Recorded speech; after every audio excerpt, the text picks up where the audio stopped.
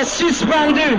Ce samedi 20 juillet 2024, une altercation a eu lieu au Parlement de la CEDEAO, après que le député sénégalais Guy Marius Sagna a vivement critiqué les chefs d'État de la sous-région ouest africaine, les accusant d'être à l'origine de l'appauvrissement de l'Afrique de l'Ouest. Ces propos ont déclenché un affrontement avec la vice-présidente du Parlement de la CEDEAO, la députée ivoirienne Adjaratou Traoré. Récemment élue deuxième vice-présidente du Parlement de la CEDEAO, Adjaratou Traoré est également la chef de la délégation des parlementaires ivoiriens à la CEDEAO.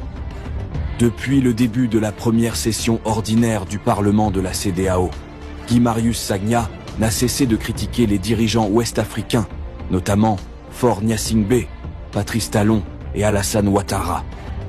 Ces critiques ont culminé dans un affrontement direct avec Adjaratou Traoré, vice-présidente du Parlement. L'honorable Guy Marius Sagna.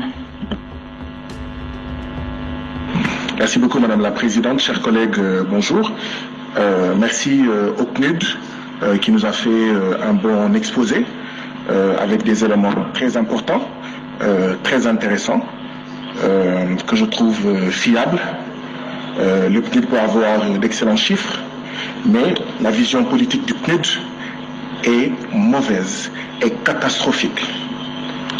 Si les chiffres du PNUD, je peux avoir du respect pour eux, je n'ai aucun respect pour la vision du PNUD. Et je vais vous dire pourquoi. Le titre du document que vous nous avez présenté, c'est « État des lieux, pauvreté et inégalité en Afrique de l'Ouest ». En réalité, le titre devrait être « État des lieux, appauvrissement et non pauvreté ». Appauvrissement et inégalité en Afrique de l'Ouest. Tant que le PNUD va continuer à dire pauvreté, le PNUD en réalité n'est pas dans une perspective de soutenir la sortie du sous-développement. C'est appauvrissement. Nous sommes les pays les plus riches de la planète Terre. Tant que